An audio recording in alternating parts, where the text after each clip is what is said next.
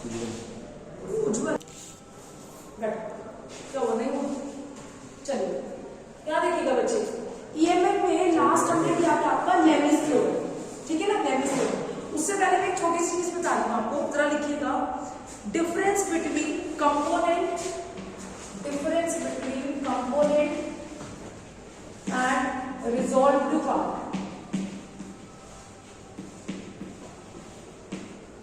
यानी कंपोनेंट का मतलब है संघटक और इसका मतलब है संघटक, और ये है वियोजित भाग। ये है ना, आ सकता है पेपर में ना। अच्छा ये मान के बिल्कुल मत चलना कि आपको न्यूमेरिकल से आएंगे, ये भी मत मान के चलना ये सारा थ्योरी आएगा, क्योंकि ज्यादातर 2-3 बार से तो सिर्फ न्यूमेरिकल आते हैं पर थ्योरी भी आती है, ठीक है। देखो थ्योरी कैसे आएगी, इसमें ये लिखा दी मैंने, समानता चतुर्भुज नियम को डेरिवेशन करना आ गया वैसे, ठीक है। तो इसमें आपको क्या होगा, देखिए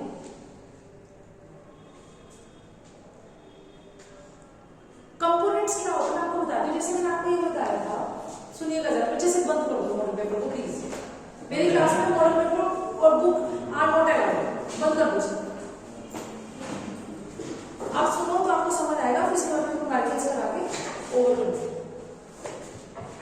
देखिएगा आपको बताया कि मैंने ऐसा बताया था कि कोई भी 2 फोर्स है, सपोज P और एक फोर्स है कोई Q, और इनका जो रिजल्टेंट आएगा वो ये आएगा, ऐसे बताया था।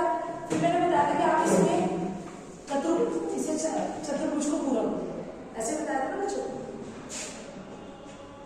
तो इसमें बेसिकली क्या कर रहे हैं, ये आपका रिजल्टेंट है।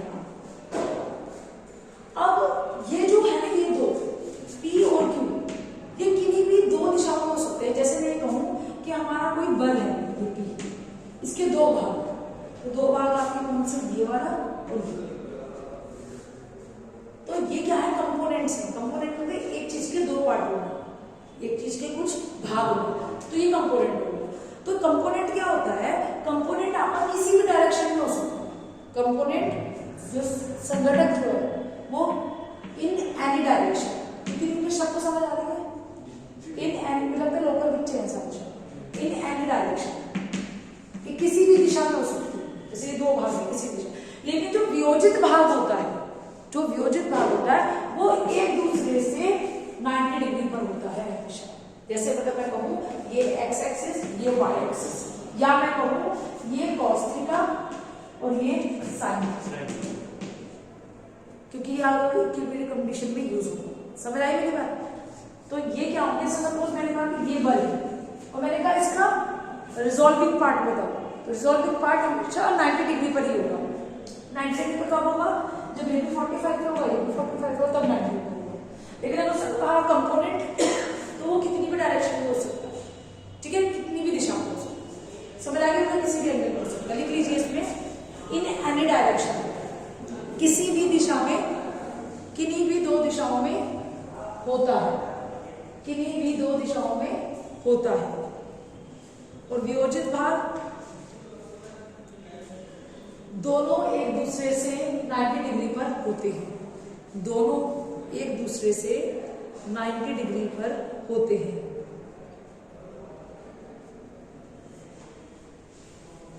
देखिए कंपोनेंट के अंदर ही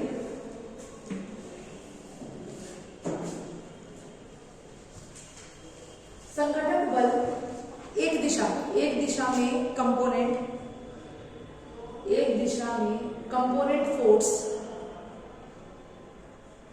कंपोनेंट फोर्स उस फोर्स के पूरे प्रभाव को नहीं दिखाता, उस फोर्स के पूरे प्रभाव को नहीं बताता। मतलब कहने का सेंस क्या होगा, जरा आप सुनिएगा। जैसे मैंने ये बताया कि ये कोई P बल था, ये कोई Q बल था, ये 4 न्यूटन का था, ये 5 न्यूटन का था, तो ये पूरा बल थोड़ा था 4 न्यूटन 5 न्यूटन, चतुर्भुज अब से निकाल दो ना पैसे करके, तो ये पूरा बल नहीं बताता। मतलब किसी एक दिशा का जो संघटक है वो पूरे टोटल रिजल्टेंट को, परिणामी को नहीं दिखाता, ये मतलब इसका।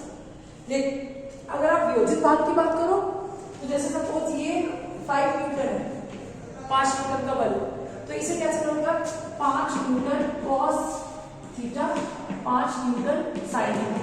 तो ये पूरे बल को दिखा, इस आपने दिखाया ना 5 न्यूटन का, समझ आ गई मेरी बात। तो ये इसी एक बल के ही दो भाग होते हैं, समझ आ गई। तो ये क्या दिखाता है, ये तो ये नहीं दिखा रहा क्योंकि P तो एक बल है और Q एक अलग बल है, तो ये तो क्या है, संघटक है। और अगर मैं वियोजित भाग की बात करूं, वो एक ही बल के दो पार्ट है, इसमें दो बल अलग अलग है, इसमें एक ही बल के दो पार्ट्स हैं, समझ आ गई मेरी बात। तो ये तो क्या नहीं दिखाता, ये पूरे उसको भाग को नहीं दिखाता, पूरे परिमाण को नहीं दिखाता, लेकिन इस पूरे भाग को दिखाता है, समझ आ गई मेरी बात। इसी का अपोजिट लिख लो, वाइस वर्सा या उल्टा लिख लोगे आप।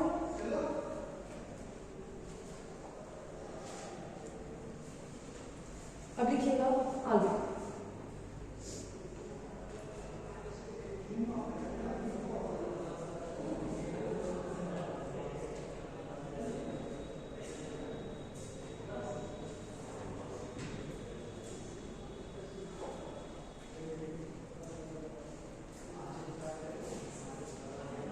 बजे 2 ही होते हैं इसको। आगे लिखिए, क्वेश्चन लिखिए। हाँ, क्वेश्चन दो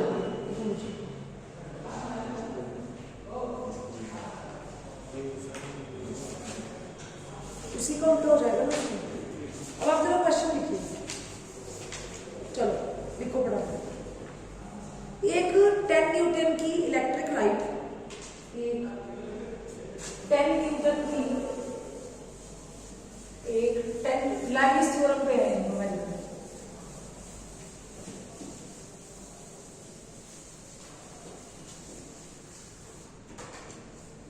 जो बच्चे यहाँ पे बैठे हैं जो तुम नहीं प्रेजेंट थे वो सुन लो। लैमिस थ्योरम ये कहती है, 2 मिनट में समझा रही, जल्दी समझ लो। किसी बिंदु पर लगने वाले कोई 3 बल है, ठीक है, एक आपका इस तरफ है, इस तरफ है और एक इस तरफ, ठीक है। तो वो ये कहता है कि जैसे कोई 3 बल P Q R लगे हुए हैं और ये बल एक बिंदु से होकर जा रहे हैं, तो इन बलों का जो रिजल्टेंट होगा P Q R, ये दूसरे दो बल, ये P बल है, दूसरे दो बल कौन से हो गए, Q और R, इसके बीच का जो एंगल होगा, इसे मैंने अल्फा मान दिया, इसको बीटा मान दिया, उसको गामा मान दिया, ठीक है। कि कोई भी जो बल है, उस बल, कोई बल अपने बचे हुए दो बल के बीच के कोण की साइन जया के बराबर होगा, यानी P बराबर साइन अल्फा। साइन जया ये होता है, फिर कौन सा है, Q, Q के बाद ये Q है, विपरीत दिशा में कौन सा है, R और P, इसके बीच का एंगल क्या है, बीटा, तो साइन एंगल साइन बीटा। इसी तरह R, Q और P, बीच का एंगल गामा, साइन का। अब सपोज यहाँ वैल्यू दी होगी, ये 40 है, ये कहा हुआ ये 120 है, तो अल्फा की जगह क्या रख दोगे, 40 रख दोगे, ठीक है। और बीटा की वैल्यू सपोज 120 दी है, सॉल्व कर दोगे, P अपॉन Q का रेशो आ जाएगा, दैट्स इट। Q का भी अगर मान दिया कि 5 न्यूटन है, तो P का मान जाएगा, दैट्स इट, ठीक है। अभी इतना इजी नहीं है जो मैं आपको करा रही हूँ, नॉर्मल था ये, समझ आ गया इससे हम क्या, इसी पर मैं क्वेश्चन करा रहा हूँ, ठीक है। अब क्वेश्चन लिखिएगा,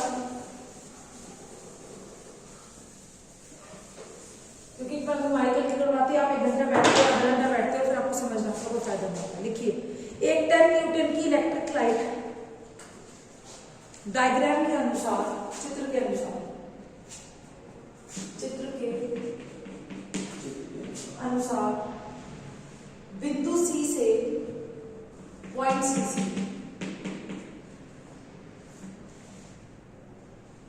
पॉइंट C से दो तारों AC और BC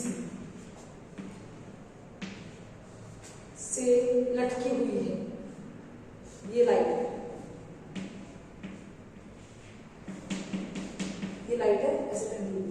तो सपोज आपने दो तार, एक तार इधर से ली, एक तार इधर से ली, बीच में लाइट लटका दी, दो तार ले लिए ना, एक तार इधर से बांध दिया, एक तार इसके ऊपर से बांध दिया, उन दोनों के बीच में, दो तारों के बीच में आपने लाइट बांध दी, इस तरीके से। ये तो आपको बॉल दिखाना है, ठीक है। 45 डिग्री और ये 60 डिग्री। ये जब तार लटकी हुई है तो तनाव बल होगा कुछ, ये T1 हो गया, ठीक है, और ये T2, ठीक है बच्चे, कोई दिक्कत तो नहीं है इसमें, ठीक है।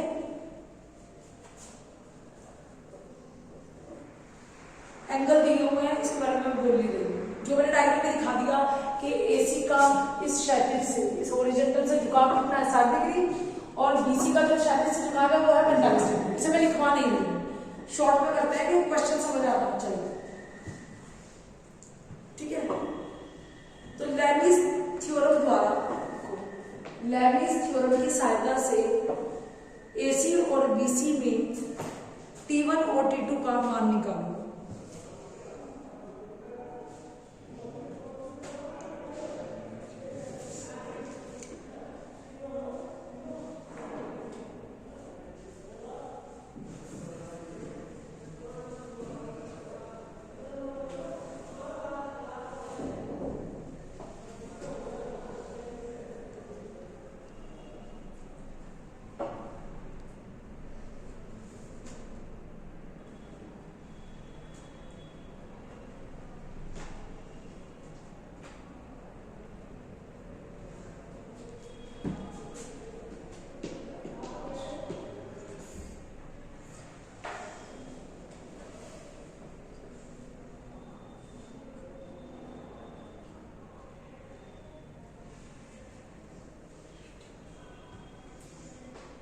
चलिए, क्वेश्चन अभी आपको देखने में लग रहा होगा कि बड़ा टफ सा है, कुछ भी करना है, इसमें बहुत इजी क्वेश्चन है। सिर्फ आप मेरी बात सुनेंगे, आप कोई नहीं देखेंगे, आप कुछ भी करेंगे। आकाश ना देखो, बहुत जल्दी समझ आएगा। देखो, हमें किसी कहानी से कोई मतलब नहीं है, क्या मतलब है मैं आपको बता देती हूँ। जैसे सबसे पहले में एंगल देखने पड़ेंगे, ये ऐसे कर सकते हैं, कोई दिक्कत नहीं है, ठीक है। अब देखिएगा, ये 45 है, ठीक है, ये पहले से, चलो पहले एक करते हैं, ये 60 है, तो एक काम, उज्जवल यहाँ देखो मत करो, ये 60 है, एक काम करो, एक ही लाइन का एंगल, ये 60 है तो ये भी 60 हो, सबसे सिंपल, तो ये 60 है तो ये भी 60 हो, ठीक है। अब इसके बाद में आपका नेक्स्ट आता है, ये एंगल 45 है, तो ये वाला भी क्या होगा 45, कोई दिक्कत तो इस बात में। और एक रेखा पर बने हुए टोटल कोण कितना होता है 180, राइट। तो 180 में से 60 + 45 तो यही हो गया, 6 4 10, तो कितना बचा 75, नहीं 75, हाँ 75, 5 5 10 180, तो ये कितना आ गया 75 आपका ये आ रही है बस। क्लियर है सबको, डन हो गया। अब हम नेक्स्ट चलते हैं। फोन काउंट बच्चे आपको, अरे प्रभात, बच्चे जरा उसको रितेश को फोन करो, उसको मेरा फोन लेके जाए, मुझे चौक भी चाहिए, उसको फोन कहाँ से ले आओ, कह दो फोन, रितेश चौक दे दो, रितेश चौक जल्दी निकाल दो, चलो वहीं पे चौक मांग। यहाँ देखो, अब हम इसमें क्या करेंगे, यहाँ ध्यान से देखिएगा, बस हमारे काम आ गए। अब हम क्या करेंगे, लेबनिज थ्योरम यही तो कहती है, ठीक है। ये तो इसका मान क्या दिया है इस इलेक्ट्रिक लाइट का 10 न्यूटन, लाइट का नाम क्या दिया है 10 भार की, उसे क्या कहते हैं 10 न्यूटन की, 10 न्यूटन भार की इलेक्ट्रिक लाइट, तो 10 न्यूटन मतलब बल हो गया, इतना भार हो गया उसका, तो ये तो हो गया 10 न्यूटन, ठीक है बच्चों, ये तो हो गया आपका 10 न्यूटन, ठीक है। उसके बाद में यहाँ देखिए, ये है आप, ये 10 न्यूटन हो गया, ये T1 है, T2, ठीक, ये T2 है और ये T1, तो 3 बल आ गए, तो इसे ऐसे तो कर सकते हैं T1 T2 और 10, ठीक है। अब देखते चले जाओ, देखो अब हमें पता है ये तो है 45, जैसे इसमें भी बताया है, ये है 75 और ये है 60, ठीक है।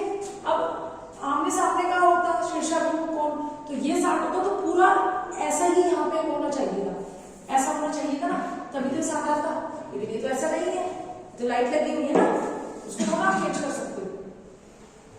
चलो अब हम पहले देखते हैं, यहाँ ध्यान से समझो।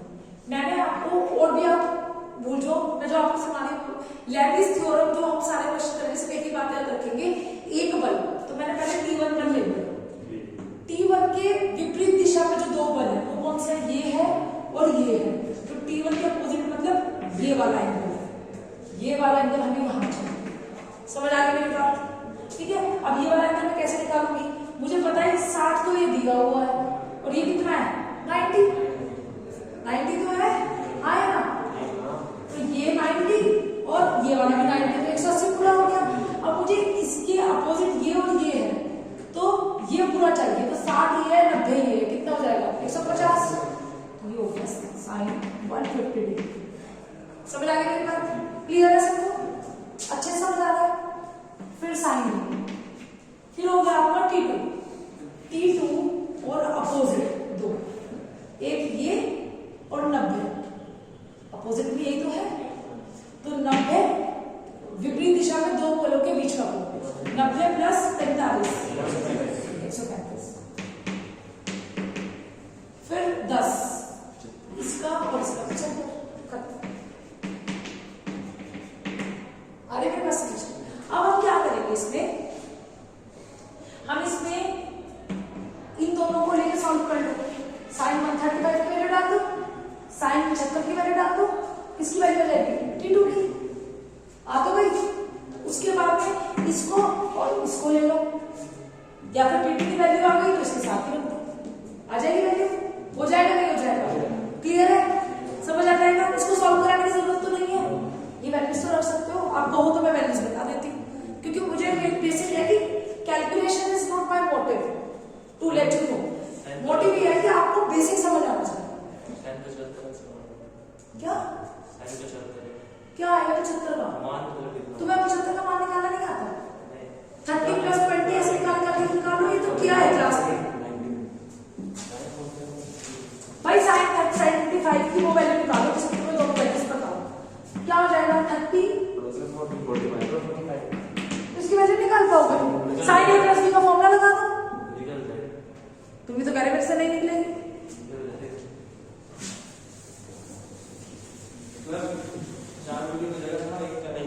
क्यों एक का भी नहीं हुआ?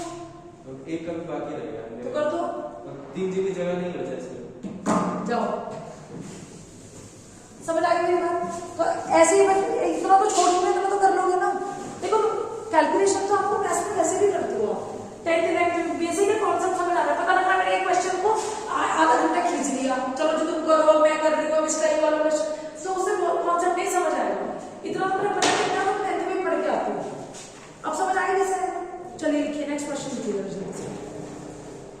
अब मैं थोड़ा डिफरेंट वाला कराऊंगी, जो जैसे मैंने अभी वाला करवाया इसके जैसे मैं दूसरा नहीं कराऊंगी। देखिए जरा, 100 न्यूटन भार का एक गोला एक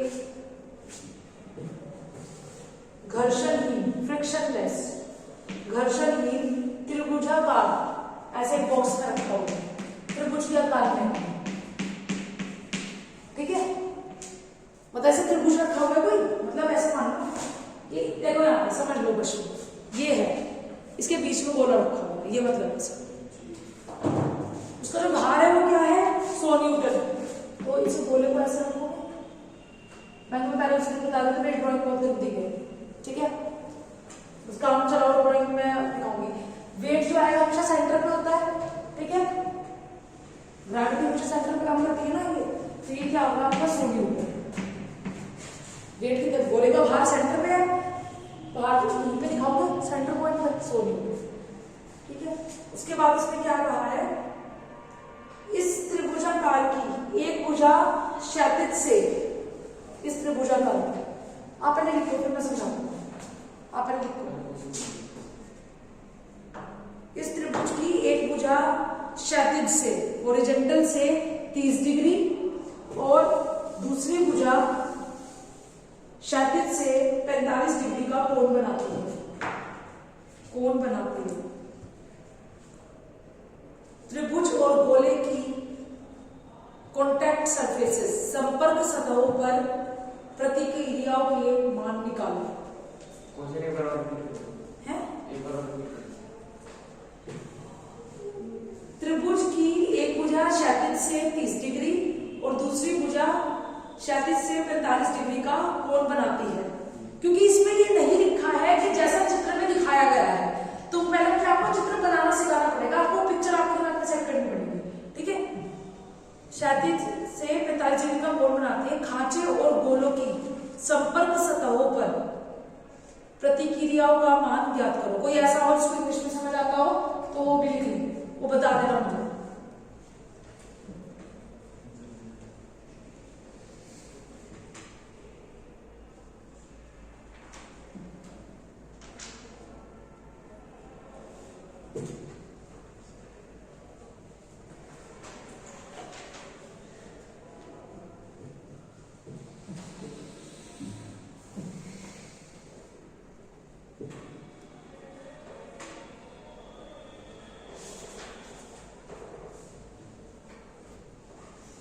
हाँ, तो एबीसी पर आप समझ क्योंकि अगर ऐसे समझाओगे, देखो मैंने आपको बताया एक त्रिभुज का खांचा है, उसके बीच में गोला रखा हुआ, उस गोले का जो भार है तो 100 न्यूटन है। बिल्कुल आप इस तरीके से दिखाओगे तो एक वर्ग 100 न्यूटन आते हैं। फिर उसने कहा कि खांचे की, ये जो त्रिभुज है, इस खांचे की एक भुजा क्षैतिज से, क्षैतिज का मतलब होता है प्लेन, तो ये कहीं रखा ही तो होगा, हवा में थोड़ा लटक रहा होगा, यहाँ पे रखा होगा, यहाँ पे रखा होगा, यहाँ पे रखा होगा, तो ये संपर्क, ये इसका क्षैतिज सतह होगी, तो ये इसका क्षैतिज हो गया। ठीक है, उसने कहा क्षैतिज सतह से 45 डिग्री का कोण बनाती है, तो ये तो हो गई आपकी 45 डिग्री, ये तो आएगा।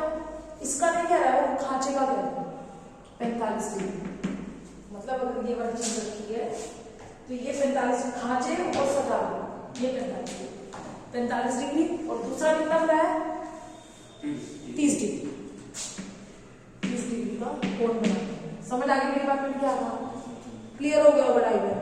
ठीक है, अब इस पे आपको बताना है, इसके बाद इसने क्या कहा है, खांचे और गोले, यानी खांचा और गोला।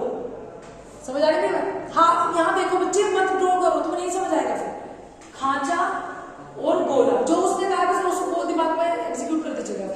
खांचे और गोले की संपर्क सतहों पर प्रतिक्रियाओं का मान, यानी खांचा और गोला यहाँ टच हो रहा, खांचा और गोला सब यहाँ टच हो रहा, और तो कहीं टच नहीं हो रहा। आप सोच के देख लो, आपको कोई चीज रखी है, उसको गोला रखोगे, दो ही जगह टच हो रहा है, तो खांचा और गोले की संपर्क सतहों के बीच का, तो प्रतिक्रिया होगी, तो एक प्रतिक्रिया ये आएगी और एक प्रतिक्रिया ये आएगी। ठीक है, इसको आर बी कह लो, इसको आर बी। समझ आ गई मेरी बात? क्लियर है? नहीं क्लियर है मेरी बात? संपर्क सतह पर प्रतिक्रिया आ गई। प्रतिक्रिया आने पर आपने ये जो वैल्यूज ली है, ये 45 है, तो हम क्या मान रहे हैं कि ये वाला भी आपको कितना आएगा, 45 डिग्री। समझ आ रही है मेरी बात? क्लियर है सबको? और अगर ये 30 है तो ये भी कितना आएगा, 30 डिग्री। चलिए, इसका मतलब आपको कोणों का ज्ञान है, ज्यादा दिमाग में लगाना पड़ेगा। समझ आ गया? 45 30, लेकिन इसको ड्रॉ करो, पहले एक चीज ड्रॉ करते चलो जल्दी से।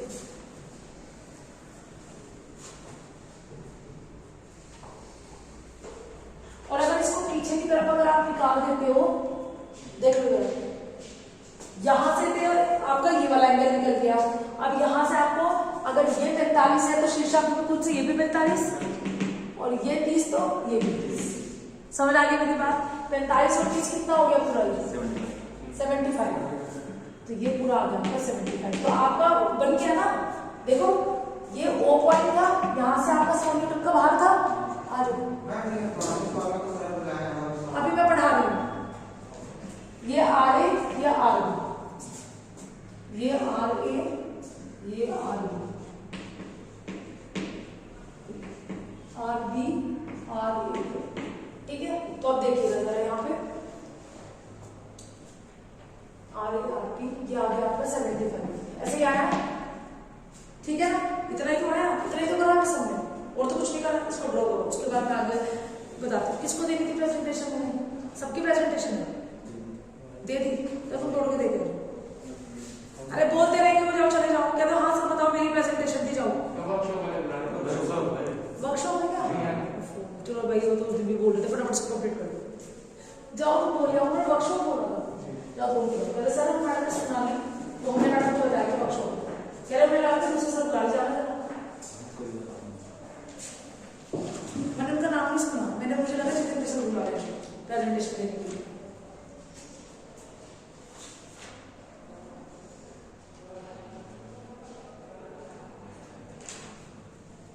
लेबनिज थ्योरम का प्रयोग करना है इसमें, इसमें इतना आ रहा है जो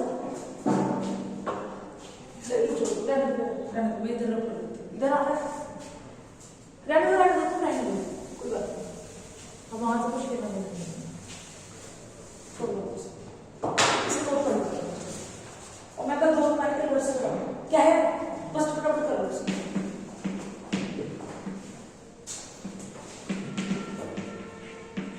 आज को नोट करो फटाफट, फिर मैं आपको समझा दूंगी और जो वेडनेसडे के लिए याद रखना क्योंकि सब भागे भागे तो कुछ नहीं समझ आएगा। क्लास में हाँ जी बच्चे चाहे ऊपर पढ़ा दो मुझे कोई प्रॉब्लम नहीं, ठीक है बच्चों।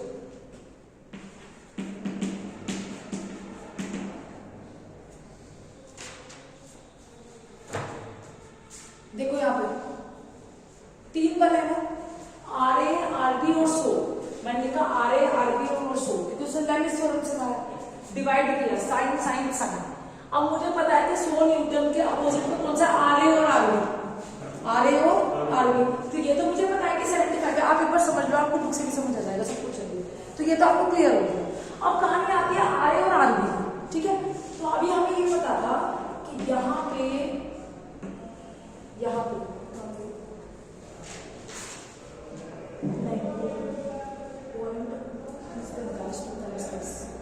था ना ये वाला एंगल,